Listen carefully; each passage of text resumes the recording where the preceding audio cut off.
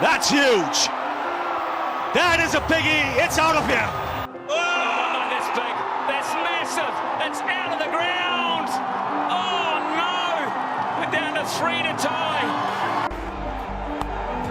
Dhoni finishes off in style. So welcome everybody to Man of Cricket. And last time we sat together, we discussed about the possible outcome of Asia Cup, and we are already seeing some amazing performances. जैसा कि मोहित ने अपने last time बताया था हमें कि विराट कोहली का click करना बहुत ज़रूरी है, और हमने देखा कि विराट कोहली क्लिक कर गए। स्पेशली जो पाकिस्तान के सामने मैच था वो अमेजिंग सेंचुरी बनाई। लेकिन खासकर आज हम बात करना चाहेंगे जो यंगस्टर्स है, जो यंग ब्लड है, जिन्होंने बहुत ही अच्छा परफॉर्मेंस दिया। स्पेशली शुभमन गिल का जो नाम मेरे सामने आता है, कल बांग्लादेश की मैच में हमने देखा था, अमेजिंग परफॉर्मेंस, बहुत ही अच्छी सेंचुरी उन्होंने लगाई।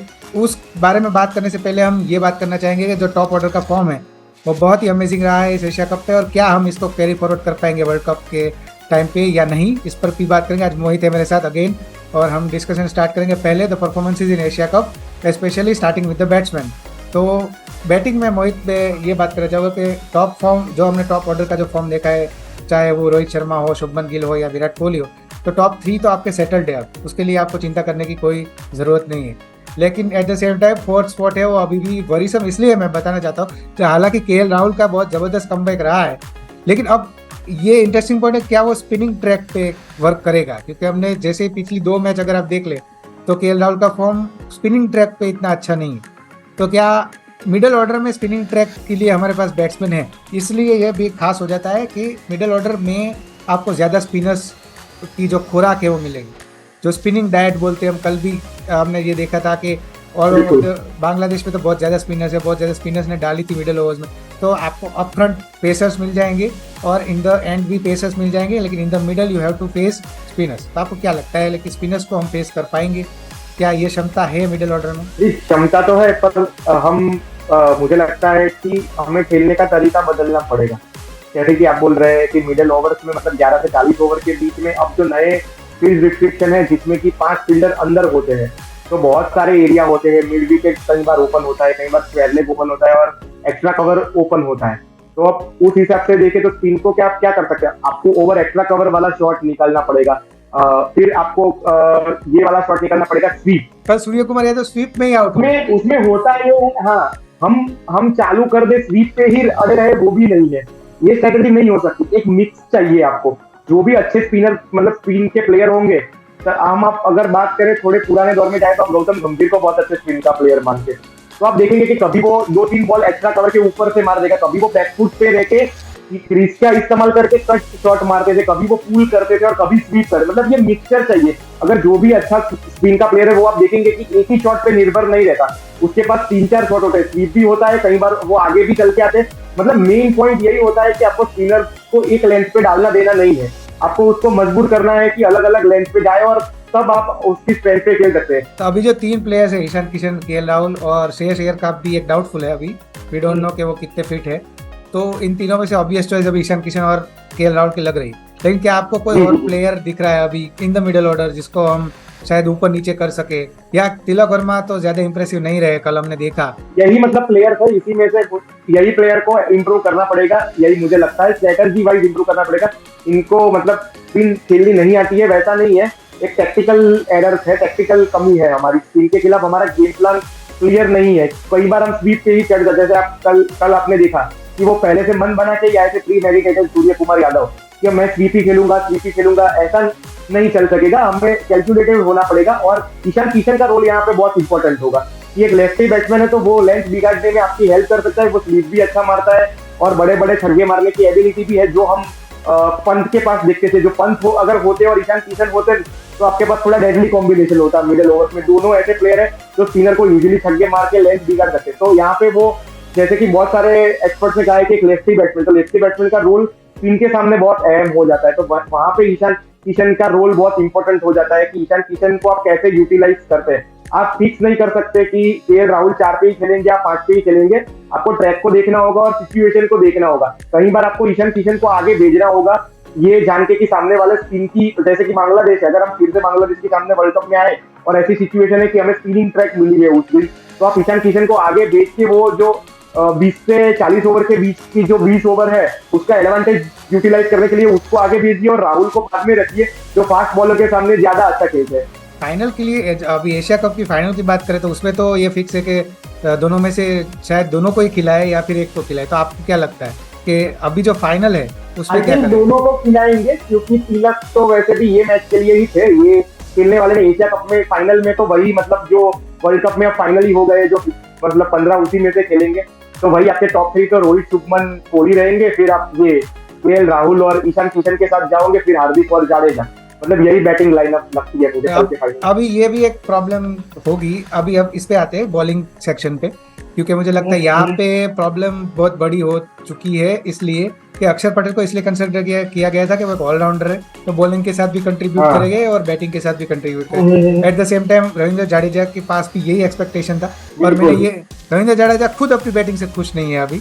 वो खुद ही बता रहे थे कि मैं अपनी बैटिंग बताया है कमेंटेटर्स को कि जितने मुझे मौके मिले और जिस हिसाब से बैट्समैन मतलब अब बन चुका हूँ मैं, खासकर टेस्ट क्रिकेट में अगर वो इतना अच्छा खेल सकते हैं मूविंग बॉल के सामने और डिफिकल्ट कंडीशन में, तो वही उनका कहना था। वही हम सब भी मानते हैं कि उनका जो पोटेंशियल है वो मुझे लगता है कि ओडीआई क्रिकेट में बैटिंग वाइज उनका पोटेंशियल अभी भी वो बाहर नहीं आया है जितना उनमें पोटेंशियल है। वो बहुत अच्छे प्लेयर मतलब नंबर 7 पे या 6 पे भी कर सकते बैटिंग, उस हिसाब के प्लेयर है, पर उस तरह का परफॉर्मेंस अभी नहीं है कि मिडिल ओवर्स में विकेट कैसे लोगे। अब ये जो 11 से 40 ओवर के बीच का जो प्रॉब्लम हुआ है वो दोनों साइड से हुआ है। एक तो हमें स्पिन के सामने खेलने में टैक्टिक्स नहीं बढ़िया बना रहे क्योंकि दूसरी टीम ने टैक्टिक्स बना लिए कि हम तो स्वीप मारेंगे, हम रिवर्स स्वीप मारेंगे। और दूसरा वही प्रॉब्लम बॉलिंग साइड से भी हुआ है क्योंकि अब 11 से 40 ओवर में एक तो 2 नए बॉल है और 2 नए बॉल के साथ अगर आपको स्पिनर से विकेट निकालनी है तो अब फिंगर स्पिनर का रोल मार्जिनल हो गया। इसीलिए हम बात कर रहे थे कि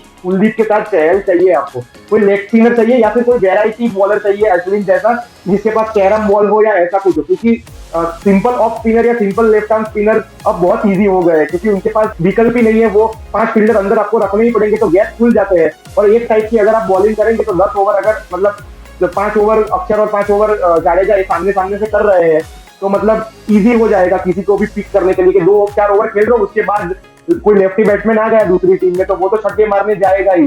तो ये प्रॉब्लम होने वाला है। तो मैं यही सोच रहा हूँ कि कुलदीप यादव तो ठीक है, चलो आपको एक बहुत ही अच्छा रेवलेशन मिला है अभी और वर्ल्ड कप के लिए बहुत ही अच्छी बात है कि वो फॉर्म में है, उन्होंने अच्छी विकेट्स ली है, हमने देखा है। लेकिन eight the same time support का इशू है अभी।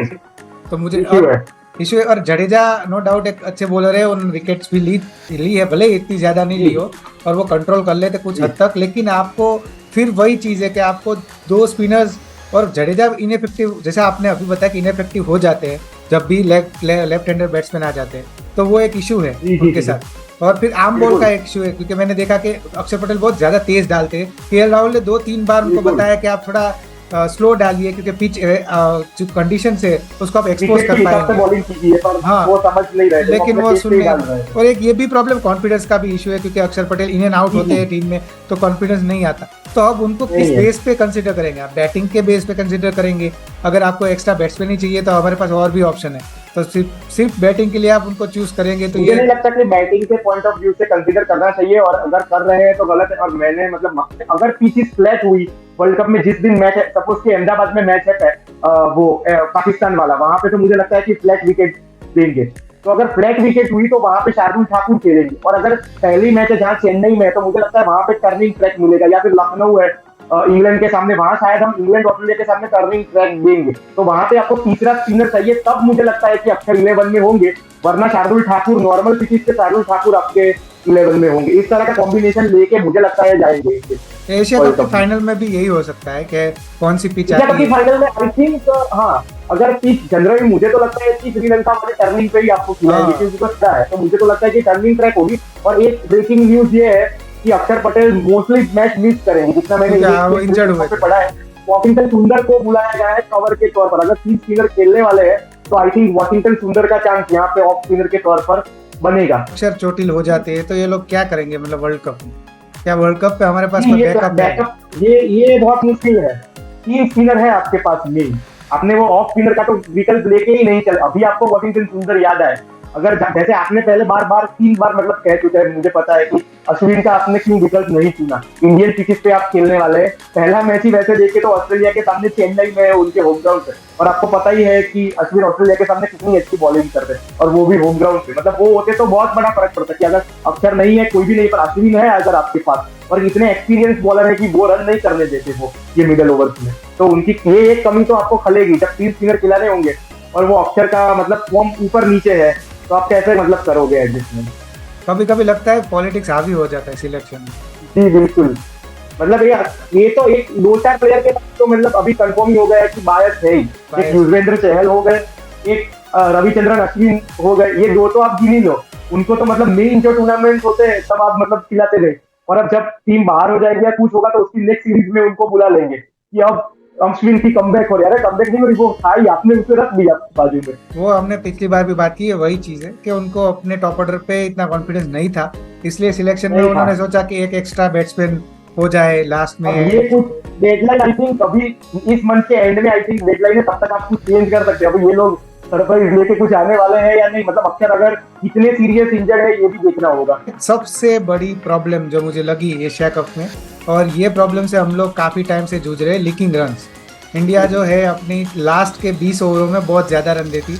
अगर आप पिछली मैच बॉलिंग, हाँ, डेप्थ ओवर्स में हम लोग बहुत ज्यादा रन देते थे। की बॉलिंग और सामने वाले टेलेंडर्स का आप पर हावी होना, 8 से 11 वाले प्लेयर आपके सामने रन बना के जाते हैं।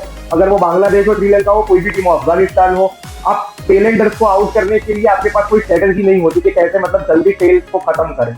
जहाँ तक मुझे पता है वो लोग सिर्फ बुमराह पे रिलाई कर रहे हैं कि बुमराह आके उनको डेप्थ ओवर्स में 9 मैचेस खेलने वाले, 9 के 9 मैचेस बुमराह नहीं, मतलब 9 में से 3-4 मैचेस अच्छे वो बुमराह निकालेगा। कोई दिन उसका भी खराब होगा, वो भी 10 में 70 या 80 रन पाएगा। कभी किसी के मतलब कोई बैट्समैन उसको खेल गया अच्छे से, तो क्या करोगे? ऐसा श्योर शॉट नहीं हो सकता, आपके पास मतलब दूसरे बॉलर भी होने चाहिए। लास्ट 20 ओवर्स है, तो 20 ओवर्स में सिर्फ पेसर्स नहीं डालेंगे। पेसर्स तो पिक्चर में तब आते हैं जब डेप्थ लास्ट 5 या 10 ओवर्स है, लेकिन उसके पहले में 30 से from 30 to 40 overs you need quality spinners. तो वही चीज है, तो उस कॉम्बिनेशन में कुलदीप का साथ देने के लिए कोई है नहीं है, मतलब तरह के कुलदीप बॉलिंग करते, वही कमी है। और सभी लोग अब देखेंगे कि क्या करेंगे कि हम जो एशियन टीम से वो 2 स्पिनर मिनिमम खिलाएंगे 11 से, बाकी के लोग क्या करेंगे कि ऑलराउंडर है उनके 2 स्पिनर मतलब स्पिनर की भूमिका निभाएंगे, और जितने भी स्पिनर आप देखेंगे ना मैक्सिमम वो लेग स्पिनर होंगे। इस बार कोई ऑफ स्पिनर नहीं खिलाने वाला, आप देख लेना। ये जैसे कि आपने बताया कि ज्यादातर चेजिज हो गए, तो अगर आप चेज कर रहे हैं तो अगर आप जितना रिस्ट्रिक्ट कर पाए सामने वाली टीम को, ये आपके बैट्समैन पे कम प्रेशर डालते, तो इस हिसाब से मुझे लगता है कि रन्स का जो लीकेज है, जैसे आपने कहा कि 30 to 40 ओवर में विकेट लेने जाना ही पड़ेगा। कोई भी ऐसी स्ट्रेटेजी निकालनी पड़ेगी कि 30 से 40 ओवर में जो भी मतलब बैट्समैन है 1 या 2 विकेट हम ले, ताकि डेथ ओवर्स में जो टैग बैट्समैन है वो ना हो, कम से कम हो। आज का एपिसोड खत्म करते करते 2 प्रेडिक्शंस। एशिया कप कौन जीतेगा फर्स्ट? आपको क्या लगता है कौन जीत रहा है? मुझे तो लगता है इंडिया के चांसेस है इस बार एशिया कप जीतने के, पर हमें जैसे आपने कहा उसके साथ ये मतलब राइडर ये आती है कि टीम को अच्छे से खेलना होगा, टीम को विकेट ना दे और टीम के सामने एक स्ट्रेटजी लेके आए। बाकी हम टॉप ऑर्डर और उससे परफॉर्मेंस काफी बॉक्सेस ठीक हुए हैं, पर जो नहीं हुए वो ये है कि स्पिनर, सपोर्टिंग स्पिनर आपके कितना अच्छा करेंगे, और आप मिडिल ऑर्डर में 3 और 4 नंबर के बैट्समैन टीम को कैसा अच्छा करेंगे। ये इश्यू को रेजरेक्ट करना पड़ेगा, और ये इश्यू को आपको ये फाइनल में और ऑस्ट्रेलिया सीरीज आपको जो मिलेगी घर के 3 मैचेस, वो 4 मैचेस में आपको ये इश्यू सॉल्व करने पड़ेंगे वर्ल्ड कप में। और बस उसी से आगे का क्वेश्चन जो बहुत इंपॉर्टेंट है, प्रेडिक्शन। क्या आपको लगता है इस बार वर्ल्ड कप घर आ रहा है? वर्ल्ड कप आ सकता है, पर जैसे अपने राइडर्स में मतलब हमने लगा है जो वो चेक हो जाए तो आ सकता है। बाकी अभी जैसे मैंने कहा कि अभी तक तो मैं सेमीफाइनल के उस प्रेडिक्शन पे कायम हूँ। अभी सेमीफाइनल तक मैं देखता हूँ, और जितना मतलब हमने एशिया कप से पहले प्रीव्यू किया था उससे मैं कह सकता हूँ कि ज्यादा कॉन्फिडेंस मुझे है अभी टीम पे कि अब कर ही लेगी सेमीफाइनल तक। उस वक्त तो मतलब बहुत पतली हालत थी कि कौन करने वाला है, क्या करने वाला है वो पता नहीं। अब 1-2 लूपहोल बचे हैं, तो अभी भी सेमीफाइनल तक का तो मेरा है प्रेडिक्शन। और स्टार्टिंग के मैचेस कैसे खेलते उसके बाद ही मतलब कॉन्फिडेंस क्या है वो पता चलेगा। मतलब खत्म करने से पहले मैं अपनी भी राय बता देता हूँ। एशिया कप पर तो मुझे डेफिनेटली लगता है हमारा चांस ज़्यादा है, डिस्पाइट कि अगर स्पिनिंग ट्रैक आ जाए तो फिर लेट्स सी व्हाट हैपन्स। तो उस दिन फिर जो भी बेस्ट टीम होगी वो जीतेगी। Eight the same time world cup पे भी मुझे लगता है कि इंडिया के पास चांस तो है, होम ग्राउंड है, आप अपने हिसाब से विकेट्स बना सकते हैं। और अगर बिल्कुल। फ्लैट विकेट्स है तो हमारे पास टॉप 3 बैट्समैन अभी फुल फॉर्म में है। जैसा कि आप देख सकते हैं, विराट कोहली, रोहित शर्मा या शुभमन गिल को तो कोई कैच ही नहीं कर सकता। शुभमन गिल अभी उस फॉर्म, बिल्कुल। उस 2 ओवर से चल रहे हैं, बहुत ही अच्छी बात है हमारे लिए। At the same time we need to think about middle order और death overs bowling and we need an extra spinner. अगर डेडलाइन है और चेंजेस कर सकते हैं तो बीसीसीआई पूरी जो सिलेक्शन टीम है, आई अगर थिंक 27 तक चेंज कुछ फाइनल स्कोर मतलब दे देना है आपको, कुछ चेंज है तो, नहीं तो फिर वही स्कोर मतलब रहेगा, ऐसा कुछ है। तो उनको इसके बारे में जरूर सोचना चाहिए। तो नेक्स्ट वीक हम फिर बैठेंगे after the Asia cup and let's see what transpires in the final. और ऑडियंस से और बिल्कुल ऑस्ट्रेलिया सीरीज भी आ रही है तो वो भी एक धमाकेदार सीरीज होने वाली है और हमारा एक टेस्ट होने वाला है घर पे, और वही कंडीशन है जो वर्ल्ड कप में होगी, तो काफी अच्छा टेस्ट होने वाला है 3 वनडे में, और ऑस्ट्रेलिया की टीम भी शानदार है। तो उसके बारे में भी बात करेंगे in the next episode. And अगर आपके कोई सुझाव हो या आप क्या सोचते हैं एशिया कप में क्या होगा, और वर्ल्ड कप आप अपनी प्रेडिक्शन बताइए, आप Prediction क्या सोचते हैं बताइए। वर्ल्ड कप कौन जीतेगा, इंडिया कहाँ पहुंचेगा, वो भी आप बताइए। Do comment in the comment section. वहाँ पे जरूर मैं और मोहित दोनों ही ट्राई करेंगे आपको आंसर करने के लिए। अब अंटिल द नेक्स्ट बिल्कुल। Episode and best of luck to India for the Asia cup final and all of you enjoy the final, or let's see what happens. Until next episode, it's bye bye from me and Mohit.